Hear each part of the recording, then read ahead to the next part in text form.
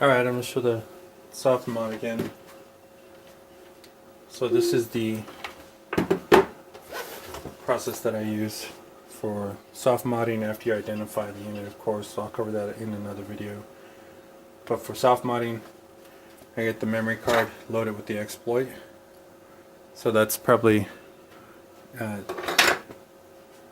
little bit easier. You can also get the adapter and the 4GB or less flash drive, the 2.0, for this purpose, and then get the exploit files. They're available. Several different websites have them. I'll link them in the comments. But Discord as well will work. Then you can get the drive. It's the female to male Xbox to thumb drive. 4GB 2.0 should work. But for today, I already have it on here, which is the point of this. I also need a copy of Halo 2 Splinter Cell. So you can see when you put the memory card in the unit. I'm actually copying one, but for another memory card to send somebody. But you just take the installer off the memory card, so it's already preloaded on the memory card.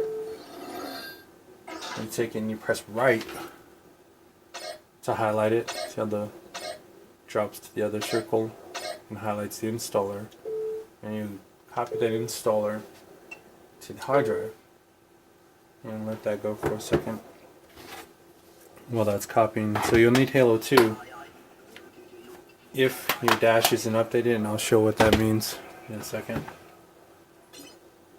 So after you copy the installer, and you have the Splinter Cell save game exploit, same thing, press to the right, copy it to the hard drive.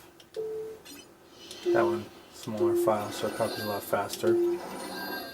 So now the exploit's loaded on the hard drive. So you come down to settings just to double check. Scroll all the way down to system info. And again, this is how I do it. There may be other ways, other files, perhaps better, more succinct ways to do it. But I'm a creature of habit, so this is the way I do it. It works out pretty well for me. So you can see the 59601. This one is ready for the update, so it shouldn't have a problem. So we can just back out of that one. Now that everything's loaded, you just pop the game in. If it wasn't at 5960, I would just pop the Halo 2 and then connect to live, or attempt to connect to live, and it would automatically update the dashboard to 5960. So after you put Splinter Cell in,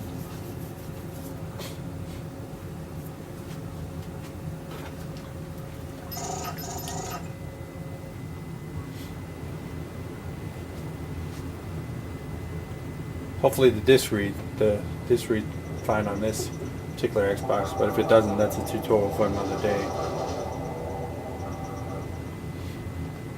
But after it loads up, you should let the game load, and then you go right into the installer, which is contained right in the profiles. So you can see right there, it's the Linux profile that we saved for this Splinter Cell Black Label edition. So when you hit that, you just hit checkpoints. So I'm backing out to show from the beginning. You just hit start game,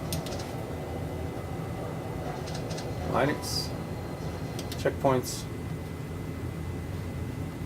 and then it's going to do its thing and load the files. So you back up to EEPROM, back it up,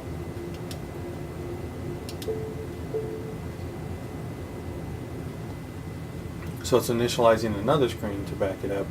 So and then you can hit the backup EEPROM, and I'll do it again so you can see the memory changes. Actually not in this one, but then return to the main menu. Already backed up the EEPROM, which is an important part. And then you just install. There's other soft mod installers, but I like this one. It's the one I originally learned with. I'll probably learn the other one as well, but this one, you just go to step 2, the Endure soft mod, and then it's the patcher, the 06 patcher. And I like installing Unleash X. It's a little more straightforward. So it's going to scan for the presence. The dashboard is updated. EEPROM is present. It installs. So after it installs, the whole purpose of this is to gain access, or to allow access for things the Xbox normally wouldn't be able to do. I prefer taking it one step further and doing the hard mod with either a chip or writing the points, but that's, again, the whole point of these videos is to help folks like myself that are beginners and show the process and sometimes mistakes and also difficulties that you can run into and how I've overcome them, and try to explain it as easy as possible, just to make it more accessible to folks who want to modify Xboxes. Maybe you just want to do one because you want to play some emulators or put some music on there or whatever, or maybe you want to trade them for other things like I do. The whole purpose of what I do with these things is to trade them to folks for other things that I want, such as classic games. So, and also helping people to network and meet new folks. So that's why I have my channel. The Robot Corn channel is what I'm calling it now.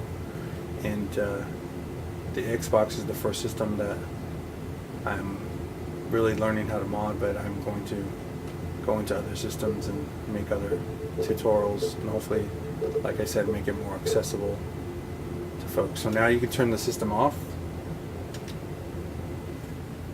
and it's going to restart. So I usually at this point just press eject because you no longer need the Splinter Cell disk. So I eject it and take it out. Put that guy away. And then it'll bring up another menu, the next part. So it's pretty straightforward now. Just press A.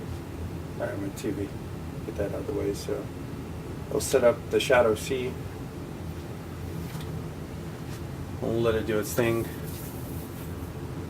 Again, like I was saying, this is the first part, and then doing the hard mod and determining, pulling the clock cap, doing the refurbish. Those are the next videos I'm going to make. Just walk through how I do the process, and I'm also going to example the other tools that I use as far as soldering equipment, the helping hand, the spudgers, the Torx set that I have. And you can see some of my setup with the lamp and the workspace that I have to make it easy. But hopefully anybody who watches this will gain a little bit of knowledge and feel like it's a little more accessible now. The soft mod is definitely where you want to start. Again, pretty straightforward. Just plugged it in and went through the modding process. It is now completely modded, and it's highly recommended that you don't delete the exploit game save, which is the Splinter Cell game save. So now you can see it's fully modded. It's actually forced into 1080i. And now you can do things such as, connect it via FTP, and there's a program that I'll show that helps with that, to add emulators if you just want to leave it here. But the first thing you probably want to do is change the hard drive. But my process is different. After I soft mod, I actually take it apart, refurbish it, and since it's apart, I do the hard modification via chip or rewriting the points and determining what version I have is the next step, so that I can apply what tools I need to do the hard mod. So the goal is replacing the hard drive. and putting more stuff on it, whether it's emulators or save game, burn game, stuff like that. So that'll be the next step. Yeah, hopefully this video has been helpful. I'm going by Robot Corn now. And feel free to ask me any questions or leave comments. Thank you, I appreciate it.